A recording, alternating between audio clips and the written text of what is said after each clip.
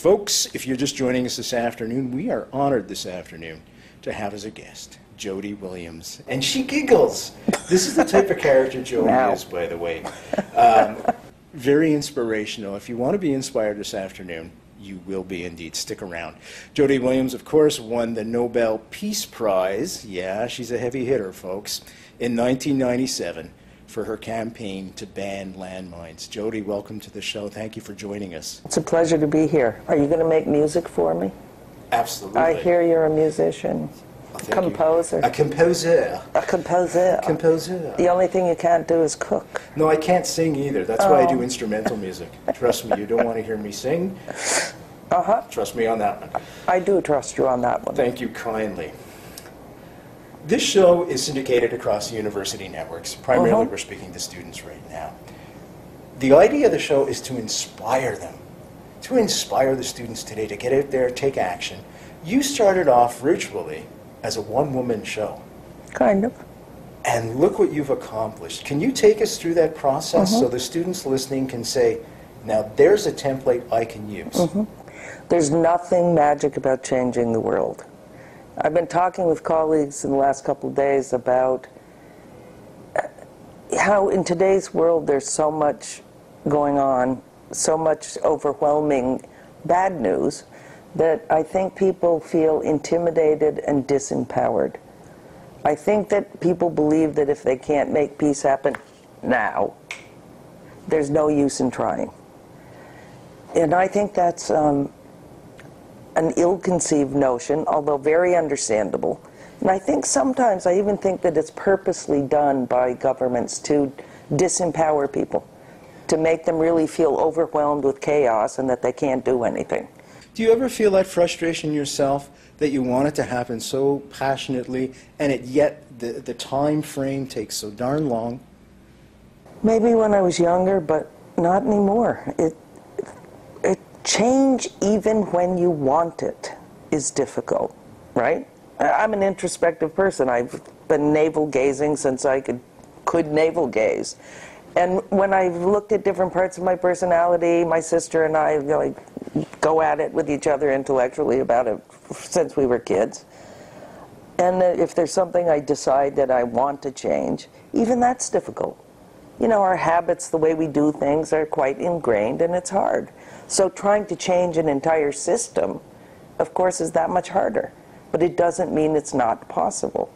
And I've come to recognize that the speed of change, to me, is relative to how many people are working together to bring it about. And when I say working together, I mean getting up off their ass and taking action.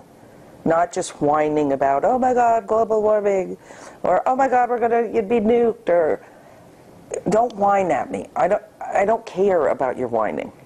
I care that you care about something passionately, but then you get up and take action with others to make it different. When enough of us do that, we can ban nuclear weapons. We can change global warming. We can even change militarism. But it means people working together with a common idea and a common goal, and you can make it happen. That's what we did with landmines. Yes, I was the staff of one, but I did not change the world by myself. Nobody does. The reason we succeeded in banning landmines was because tens of thousands of people fought just like I did, joined the campaign in varying ways, each contributing what they could, and together we moved the world to give up the weapon. But it didn't happen by me alone. I mean, it's really impressive to be introduced as an example of an individual who changed the world. I mean, it sounds so fantastic. It's bullshit. I did not change the world by myself. You're a very humble woman. I'm realistic. I think I'm great, but, you know, not that kind of great. Not like, I like who I am, or I wouldn't do what I do, but I'm realistic. I didn't do it alone. Do you think that if I could change the world alone, I would have just gone after landmines? Hell no, we would have peace. Absolutely. Folks, if you're just joining us, we're speaking with an incredibly courageous woman, not only courageous, great insight, great foresight, and a vision for the betterment of mankind. Now, her name is Jody Williams, and Jody Williams won the 1997 Nobel Peace Prize. Yes, indeed, we are indeed speaking with a peace laureate this afternoon. And with a great love of Canada. Of Canada. And I was because Canada was intimately involved in the landmine And movement. I was just going to talk about Lloyd Axworthy and the Ottawa process. Lloyd. I actually had the pleasure of meeting Mr. Axworthy several years ago when his book came out. Can you talk about that process to those that are unaware of the Canadian connection? Sure. When we started the landmine campaign, it was back formally in 1992, and we looked at the tools available to us at that time to bring about change. Right? And there was an existing UN treaty that dealt a little bit with landmines. It was terrible. What it tried to do was tell military in the field how to use the weapon responsibly. It's not possible to use landmines responsibly. It's an indiscriminate weapon that stays in the ground after the end of war. So how can you responsibly use it? You're gone home, peace has come, and people can be blown up for decades. The UN, not surprisingly, was rather unresponsive to our desire to change that treaty, to amend the treaty to a ban. It took 2.5 years of UN process to make the treaty weaker instead of banning the weapon.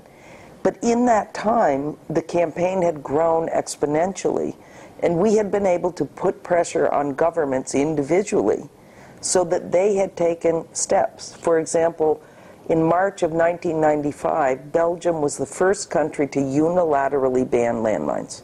Right? They passed laws in Belgium saying that nobody could use them, produce them, export them, etc. That spurred other governments to do the same thing. And if you get enough governments taking steps, you have the building blocks for change. You build momentum. Yes. And so when the UN process collapsed, in our view, all of those governments were so pumped about the possibility of change that they came together in a conference hosted in Canada to discuss a roadmap to banning the weapon. And it was amazing. It was in October of sorry, I have a hair in my eye. October of 96. And Lloyd was the host as foreign minister, welcomed the delegates. I think there were 50 countries there participating and maybe 25 as observers. The International Committee of the Red Cross was there, the landmine campaign, it was open, participatory. So we worked really hard for a couple of days, and at the end we had a roadmap to, lead us eventually to a ban. And then Lloyd comes back at the end of the meeting to do the formal farewell, and he blows everybody out of the water by saying, you know something? Canada doesn't think this is enough. You have come here because you have pledged to ban landmines. You've been talking about it now for 5 years. The time has come to do it now. Canada challenges you to come back to Ottawa in a year's time and sign a mine ban treaty. The room, the governments wanted to throw up. Civil society was like, there was crying, there was cheering, and that launched the year-long process, now known as the Ottawa process, where governments got together outside the UN and negotiated the mine ban treaty.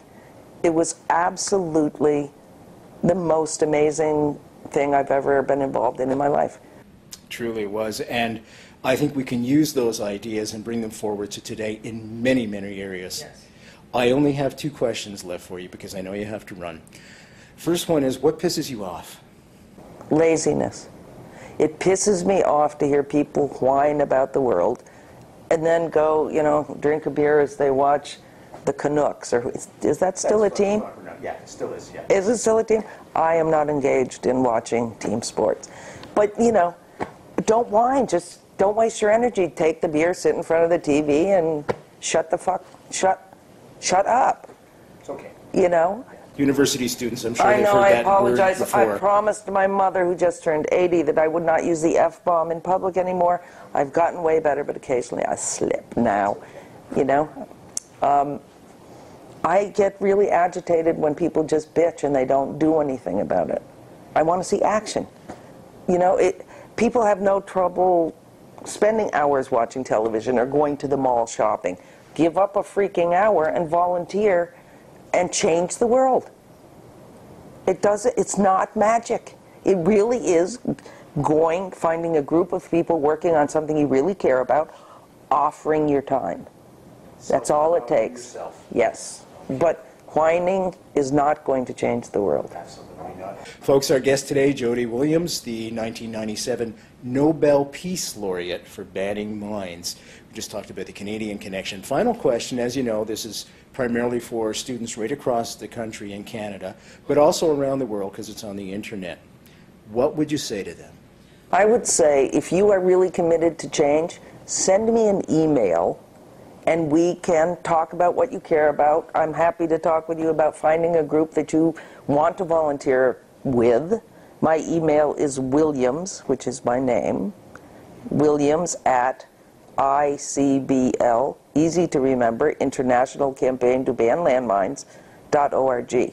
Send me an email, tell me where you know, that it's from this interview, and we can engage in discussion about how you can change the world. I think that's perfect. And folks, of course, www.brenthollandshow.com. I will put that link right there for you, make it very easy for you. Just click on it and you'll be in contact with our guest this afternoon, Jody Williams. Thank you so much for fun. all your work. Now, I want to hear your composition, so... You can't sing. Can't sing with a darn. Thank you so much. Thank you. It was fun.